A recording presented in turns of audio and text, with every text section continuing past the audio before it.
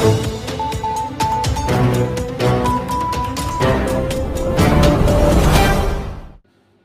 नमस्कार। मैं हूं परवेज कुरैशी और आप देख रहे हैं अराउंड झारखंड। आज हम बात करेंगे हिंदी सिनेमा के एक ऐसे नायाब अभिनेता के बारे में जिन्होंने अपने किरदार को न सिर्फ जिया है बल्कि अमर कर दिया है। उनका स्टाइल, उनके पहनने कपड़े का स्टाइल, उनके बोलने का अंदाज, उनका डांस, उनके गाने आज भी सुनने से दिल जो है बाग बाग हो जाता है। आज भी होली और दिवाली में, क्रिसमस में इनके गीत सुनने को आपको मिलेंगे। आज भी इनके ज़माने के जो लोग थे, स्टाइलिस्ट थे, वो आज भी देखिएगा कि उनका कलम नहीं है, लाल जूता, लाल पैंट, लाल शर्ट, मफलर और कंघा निकाल के सर झाड़ना, ये स्टाइल आज भी आपको देखने को मिलेगा। तो जी हाँ, आप समझ ही रहे होंगे कि मैं किन के बारे में बात करने जा रहा हूँ। तो मैं बता दूँ पहले कि आदमी जो अविनाश है, जिनका सपना है कमांडो बनने का, लेकिन क्या होता है कि एक टैक्सी चोर के रूप में उसे स्थापित किया जाता है, मुजरिम बनाया जाता है और वांटेड किया जाता है। कई वारदात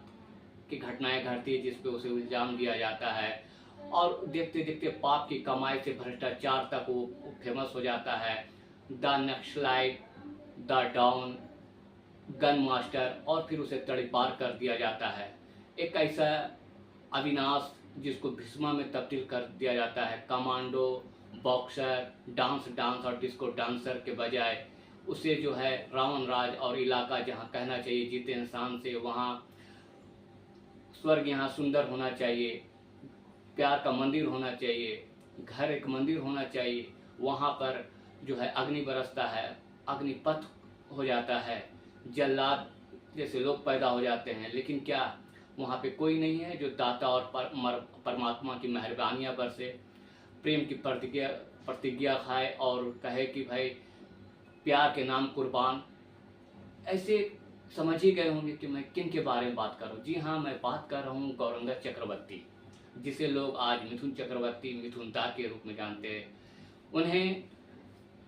उनका जन्म 16 जून 1950 को माता शांति रानी और पिता बसंत कुमार चक्रवर्ती के घर जो है पश्चिम बंगाल कोलकाता के छोटे से गांव में हुआ था। बीएससी पढ़ाई करने के बाद वो जो है कुछ तकनीकी का रोजगार नहीं मिला तो वो मुंबई चले आए। मुंबई 11 सितंबर 1969 को दादर रेलवे स्टेशन पर उतरे। वहाँ पे एक आदमी ने उन्हें आवाज़ दिया कि ए हीरो। और फिर क्या था, जब वो पीछे मुड़ कर देखा तो देखा कि ये कुली है जो उसका सामान उठाने के लिए उन्हें आवाज़ दिया। फिर उनके मन और मस्तिष्क में ये चलने लगा कि भाई मैं अब हीरो बनूंगा। और फिर क्या था, अपने चाचा के घर गए और कुछ दिन बाद जो है फिल्म एंड टेलीविज़न पुणे में अपना दाखिला करा लिया। वहाँ पे जो है उन्होंने अभिनय की बारीकियाँ सीखी और इसी दौरान मृणाल सेन को एक आदिवासी चेहरे वाला लड़का की खोज थी। तो मिथुन चक्रवर्ती का चेहरा थोड़ा काला था, चूँकि बंगाल से भी थे और पतले दुबले थे, तो उन्हें ये फिल्म मिल गया क्योंकि झारखंड के लड़ाकू आदिवासी के रूप में जो है उसे फिल्माना था। तो ये जो है एक फिल्म मिली, उन्हें मिल गया और नेशनल अवार्ड भी मिला। इस फिल्म में पहली बार छऊ नृत्य को भी दिखाया गया था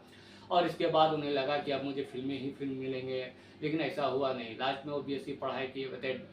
एल्विस प्रेस्ली के बहुत अच्छे फैन थे, डांसर अच्छे थे, उनके डांस को से प्रभावित थे। तो हेलन के कैबरे में जो है उन्हें डांस के लिए रख लिया गया, कुछ पैसे आ जाते थे। इसी दौरान अमिताभ बच्चन के अकाउंटेंट के रूप में भी उन्होंने काम किया और उसी दौरान उन्हें दो अनजाने अमिताभ बच्चन के साथ काम मिला 50 सेकंड के लिए। फिर जो है फूल खिले गुलशन गुलशन में, और इसके बाद राजेश खन्ना के साथ अमरदीप में नजर आए। मैं और मेरा हाथी, दोस्त, टैक्सी चोर, आमने सामने जैसी फिल्मों करने के बाद वो थोड़ा लाइमलाइट में आए मेरा रक्षक से। और इसके बाद हम 5 मिला और इसके बाद जो दौर आया वो 1982 का दौर था, 80 का दशक था, जहाँ पे उन्होंने बब्बर सुभाष और राही मासूम राजा की पटकथा और बप्पी लहरी की संगीतबद्ध किया हुआ एक फिल्म मिला, डिस्को डांसर। एक ऐसा फिल्म जिसका रील खत्म होने वाला था, मैं डिस्को डांसर हूँ गाने में। तो मिथुन चक्रवर्ती से कहा गया तो उन्होंने विश्वास दिलाया कि मैंने एक शॉट में पूरा स्टेप निकाल दूंगा। और आपको विश्वास दिलाता हूँ कि 64 स्टेप जो है उन्होंने एक शॉट में निकाल दिया था। और हिंदी सिनेमा की पहली ऐसी भारतीय फिल्म थी जो 100 करोड़ की लागत कमाई किया था इस फिल्म ने, और लागत बहुत कम लागत में ये फिल्म बनाई गई थी। डिस्को डांसर में राजेश खन्ना भी थे। कहने का मतलब है कि ये फिल्म न सिर्फ भारत में बल्कि चीन और रूस में भी तहलका मचा दिया था। बताया जाता है कि एक बार जब राजीव गांधी प्रधानमंत्री अमिताभ बच्चन को लेके रूस गए थे तो वहाँ पे जब उनका परिचय अमिताभ बच्चन से कराया गया था कि his Indian cinema star Amitabh Bachchan, तो और राष्ट्रपति जो थे, तत्कालीन राष्ट्रपति, उन्होंने कहा था my daughter is she is say only for Mithun Chakraborty Indian film industry actor. तो इस तरह की बातें जो है आती है सुनने को। मैं आपको बता दूं कि मिथुन चक्रवर्ती न सिर्फ मिथुन चक्रवर्ती है, मिथुन दा है, बल्कि उनके साथ कई कहानियां जुड़ी हैं। हाँ, कुछ गलतियां हुई होंगी, कुछ खामियां रही होंगी, लेकिन जब मिथुन चक्रवर्ती की बात हो, प्यार झुकता नहीं की बात हो, प्रेम प्रतिज्ञा की बात हो, जल्लाद की बात हो, दाता की बात हो, दलाल की बात हो, प्यार के नाम कुर्बान की बात हो, गुलामी की बात हो, आखिरी गुलामी की बात हो, प्रतिबद्ध की बात हो, अग्निपथ की बात हो, गंगा जमुना सरस्वती की बात हो, सब फिल्मों में मिथुन का एक अलग अंदाज रहा है। गुरु फिल्म की बात हो, गुरु फिल्म उन्होंने 2 बार बनाई, एक अभिषेक बच्चन के साथ है तो और एक पहले 80 के दशक में बनाई थी। मैं बता दूं कि 1989 में मिथुन चक्रवर्ती ने 19 फिल्में बनाई थी, जिसमें से 4-5 फिल्में हिट हुई थी, बाकी फ्लॉप रही थी और औसतन भी रहा था। ये गिनीज वर्ल्ड बुक में भी रिकॉर्ड है। मिथुन चक्रवर्ती को मृग्या में नेशनल अवार्ड, मिथुन चक्रवर्ती को बांग्ला फिल्म ताहेदार कथा में नेशनल अवार्ड, स्वामी विवेकानंद में नेशनल अवार्ड, और फिर गुड़िया 1997 में बनाए थे, कांस फिल्म में गया था, उसमें नेशनल अवार्ड, अग्निपथ के लिए बेस्ट सपोर्टिंग का फिल्म फेयर अवार्ड, जल्लाद फिल्म के लिए बेस्ट खलनायक का फिल्म फेयर अवार्ड। इन तमाम अवार्ड से सम्मानित किया गया है। राज्यसभा सांसद रहे हैं टीएमसी से, और 2024 में महामहिम राष्ट्रपति द्रौपदी मुर्मू जी के हाथों से उन्हें पद्म भूषण भी देकर सम्मानित किया गया। लेकिन क्या है कि हम अमिताभ बच्चन को हिंदी सिनेमा के शहंशाह कहते हैं, शाहरुख खान को बॉलीवुड का बादशाह कहते हैं, धर्मेंद्र को हीमैन कहते हैं, आमिर खान को मिस्टर परफेक्शनिस्ट कहते हैं, राजेश खन्ना को हिंदी सिनेमा का पहला सुपरस्टार, राजेंद्र कुमार को सिल्वर जुबली, दिलीप कुमार साहब को हम ट्रेजेडी किंग कहते हैं, लेकिन मिथुन चक्रवर्ती को मिथुन चक्रवर्ती, मिथुन दा तक सीमित कर देते हैं। अरे मिथुन दा का जो योगदान है, जो क्रेज़ है, जो सिनेमा में, जो इंडस्ट्री में जो पैसा कमा के इनकी फिल्मों से दिया गया, ये अपने आप में एक तारीख है जो कभी मिटाया नहीं जा सकता। 80 के दौर तो सब जानते हैं, जब बड़े बड़े बजट के लोग एक तरफ होते थे, जो अमिताभ बच्चन को देते थे, अवार्ड सेरेमनी होती थी तो उनको योगदान दिया जाता था, लेकिन उसी दूसरे पिलर के रूप में मिथुन चक्रवर्ती होते थे, जो छोटे छोटे निर्माता निर्देशक, छोटे छोटे कलाकार जो सपने संजोए अपने आंखों में आते, उन्हें अपना जगह देते थे फिल्मों में। और फिर 90 के बाद जो है, 2000 के बाद जो है ऊटी में शिफ्ट कर गए, तो वहाँ भी कई फिल्मों में काम किए, बनाते थे अपने फार्म हाउस में, चाहे वो मिलिट्री राज हो, देवता हो, शपथ हो, इस तरह की फिल्में उन्होंने कई तरह की फिल्में वहाँ पे किया। तो कहने का तात्पर्य यही है कि मिथुन चक्रवर्ती को भी हम गुरु कहें। अगर हम अमिताभ बच्चन को हिंदी सिनेमा का शहंशाह कहते हैं, शाहरुख खान को बादशाह कहते हैं, तो मिथुन चक्रवर्ती को भी हिंदी सिनेमा का गुरु कहा है। मिथुन चक्रवर्ती, मिथुन दा, मिथुन हिंदी सिनेमा के गुरु मिथुन चक्रवर्ती।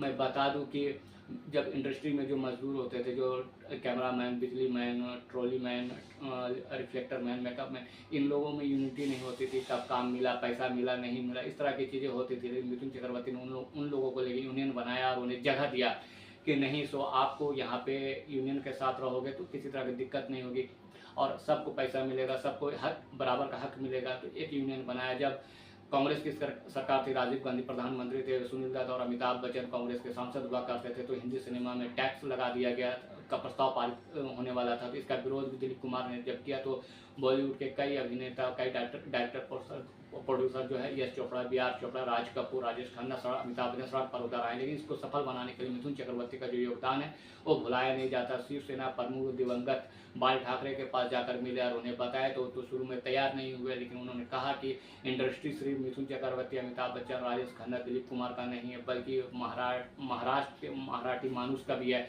जो टेक्नीशियन है, जो कैमरामैन है, जो उसके असिस्टेंट है, जो ट्रॉली उठा रहे हैं, जो ट्राइपॉड चला रहे हैं, ये उनका जो है योगदान है। उसके बगैर ये फिल्म की कल्पना नहीं की जा सकती। तब बाल ठाकरे जी ने जो है इनको समर्थन दिया और फिर कांग्रेस के खिलाफ जो है योजना बनी और हुआ क्या, कांग्रेस को बैकफुट पे जाना पड़ा। इसके बाद उन्होंने जो है बम्बई कांड हुआ तो सामना पत्रिका में छप गया कि बॉलीवुड पे डॉन का जो है वर्चस्व कायम है, जिसका खंडन करने में किसी में हिम्मत नहीं हुई। तो मिथुन चक्रवर्ती जो है बाल ठाकरे से मिले और बोले कि अगर इस तरह का कोई मामला है तो हम इंडस्ट्री छोड़ देंगे। बाल ठाकरे ने उन्हें बताया कि अगर ऐसे बात है तो हम अगले बार से सामना में इस तरह की बातें नहीं आएगी। और इसके बाद शत्रुघ्न सिन्हा, राजेंद्र कुमार, सुनील दत्त बाल ठाकरे जी के करीब गए। बाकी परिदृश्य, बाकी खबरें आपको मालूम है।